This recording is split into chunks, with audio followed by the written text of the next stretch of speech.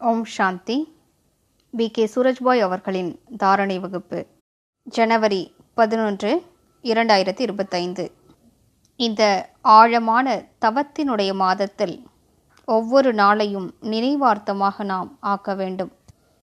இன்றைய நாளை உலக சேவைக்காக சமர்ப்பணம் செய்து விடுவோம். இன்று முழு நாளுமே முழு உலகிற்கும் சக்தி வாய்ந்த அதிர்வலைகளை பரவச் செய்து கொண்டே இருப்போம். இவ்வுலகிற்கு நமது தூய அதிர்வலைகள் மிகவும் அவசியமாக தேவைப்படுகின்றன. எனவே நமது உயர்ந்த கடமையினை சதா நினைவில் வைப்போம். நமது பிறவியே உலக நன்மைக்காகவே ஏற்பட்டிருக்கிறது. எதுவரையிலும் நமது லட்சியத்தை நாம் அடையவில்லையோ அதுவரையிலும் நாம் நிம்மதியாக அமரக்கூடாது. நமது புத்தியினை நாம் அங்குமிங்கும் அலைபாயவிடக்கூடாது. நாம் பிறர் மீதான பற்றுதல், ஈடுபாடு இவற்றில்தான் ஜன்ம ஜன்மங்களாக மூழ்கியிருந்தோம். இப்போது நாம் இவற்றிலிருந்தெல்லாம் தன்னைத்தான் விடுவித்து கொண்டு எல்லைக்கப்பாற்பட்ட வைராகிய நிலையில் நிலைத்துவிட வேண்டும். ஏனென்றால் எதுவரையிலும் எல்லைக்கப்பாற்பட்ட வைராகிய உணர்வு இருக்காதோ நாம் முழு உலகிற்கும் சக்தி வாய்ந்த அதிர்வலைகளை பரவச் செய்ய இயலாது. நினைவில் வைப்போம், நமது சக்தி வாய்ந்த அதிர்வலைகள் இவ்வுலகிற்கு மிகவும் தேவைப்படுகின்றன. மனிதரின் துக்கங்களை நாமே அழிக்கவில்லை என்றால் வேறு யார்தான் அழிக்க முடியும்? இந்த முழு உலகும் தாகம் நிறைந்த பார்வையோடு நமது பக்கம் பார்த்து கொண்டிருக்கிறது. ஜன்ம ஜன்மங்களாக அவர்களது பாவனைகளை நாம் பூர்த்தி செய்து வந்திருக்கிறோம். நமது ஜடமான மூர்த்திகள் கூட பலரது மன விருப்பங்களை பூர்த்தி செய்திருக்கின்றன. அவர்களது துக்கங்களை போக்கியிருக்கின்றன. அவர்களுக்கு அமைதி வழங்கியிருக்கின்றன. அவர்களுக்கு பிரச்சனைகளின் தீர்வை வழங்கியிருக்கின்றன.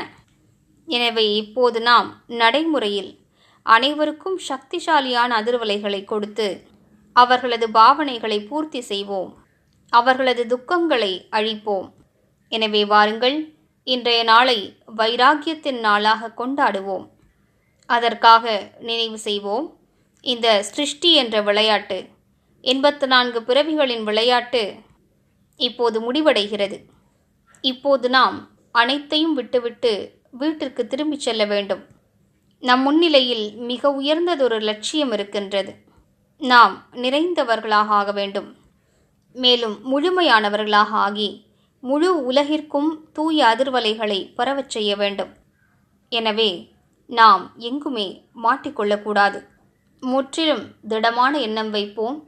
முழுமை நிலையை அடைவதற்கான லட்சியம் என்ன எனக்கு கிடைத்திருக்கிறதோ, ஃபரிஷ்தா ஆவதற்கான எந்த ஒரு லட்சியம் எனக்கு கிடைத்திருக்கிறதோ அதனை அடையாத வரையிலும் வேறு எந்த பக்கமும் கவனத்தை செலுத்த மாட்டோம். வெளி உலகத்தில் இருக்கும் ஆத்துமாக்கள் உலகாயத பற்றுதலிலும் கவர்ச்சிகளிலும் மாட்டிக்கொண்டிருக்கிறார்கள். சாதனங்கள், வசதிகள், பொருட்கள் ஆகியவற்றின் மீதான ஈடுபாடு இருக்கிறது. இது மனிதரை மிகுந்த துக்கத்திற்கு ஆளாகியிருக்கிறது. நாம் தன்னைத்தான் இப்படிப்பட்ட ஈடுபாட்டிலிருந்து விடுவித்து கொள்ள வேண்டும். எந்தளவிற்கு ஈடுபாடு ஆகியவற்றிலிருந்து விலகி இருப்போமோ அந்த அளவிற்கு தான் முழு உலகிற்கும் நம்மால் நன்மை புரிய முடியும். ஏனென்றால் யார் மீதாவது எதன் மீதாவது நமக்கு பற்றுதல், ஈடுபாடு ஆகியவை இருக்குமானால் அங்கேயே நமது மிகுந்த சக்திகள் சென்று விரயமாகின்றன. அப்படிப்பட்ட மனநிலை கொண்டவர்கள் உலக நன்மையின் காரியத்தில் வெற்றியடைய முடிவதில்லை. எனவே இன்று அதிகாலையிலிருந்தே முழு உலக உருண்டைக்கும் சக்திசாலியான அதிர்வலைகளை பரவச் செய்வோம். இன்று நான் மிக உயர்ந்த இந்த காரியத்தை செய்ய வேண்டும் என்று நினைவில் கொள்வோம். அதிகாலையில் பாபா நமக்கு என்னவெல்லாம் நிறைத்திருக்கிறாரோ அந்த பிராப்திகளை நினைவில் கொண்டு வருவோம். அந்த ஆன்மீக போதையிலேயே மூழ்கி விடுவோம். உண்மையான மனதோடு பாபாவுக்கு நன்றி கூறுவோம். பின்னர் மதிய நேரம் வரையிலும் பயிற்சி செய்வோம். நான் தந்தைக்கு சமமானவனாவேன். பின்னர் பரந்தாமத்திற்கு சென்று பாபாவின் அருகாமையில் அமர்ந்து கொள்வோம். பாபா அனைவருக்கும் சகாஷ் கொடுத்து கொண்டிருப்பதை பார்ப்போம். எவ்வாறு அவரது கிரணங்கள் நாலாபுறங்களிலும் பரவி கொண்டிருக்கின்றனவோ அவ்வாறே நாமும் சகாஷ் பெற்று கொண்டிருக்கிறோம். நானும் மாஸ்டர் ஞான சூரியனாவேன். என்னிடமிருந்தும் கிரணங்கள் வெளிப்பட்டு முழு உலகிலும் சென்றடைகின்றன. நான் பாபாவுக்கு சமமானவனாவேன். எனது பாவனைகளும் பாபாவுக்கு சமமானவையாகும்.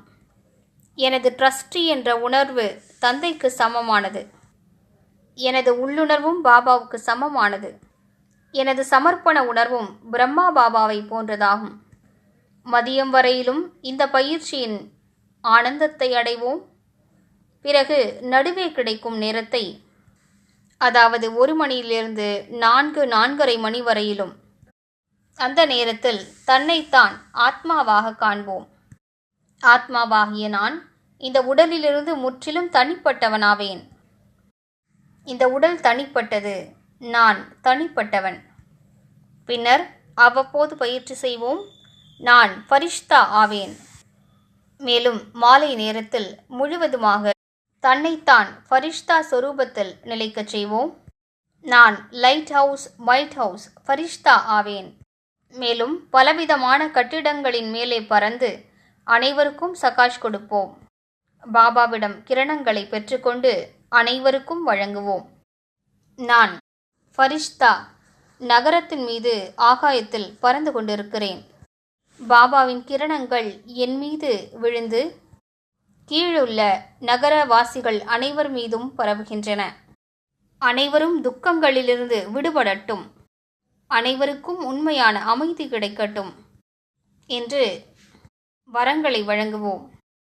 இரவு உறங்குவதற்கு முன்னால் பாபாவுக்கு மீண்டும் நன்றி கூறி சூக்ஷ்ம உலகில் அவரிடம் திருஷ்டி பெற்றுக்கொண்டு முழு உலகிற்கும் பரவச் செய்வோம். மேலும் பாபாவுக்கு குட் நைட் கூறுவோம். ஓம் சாந்தி.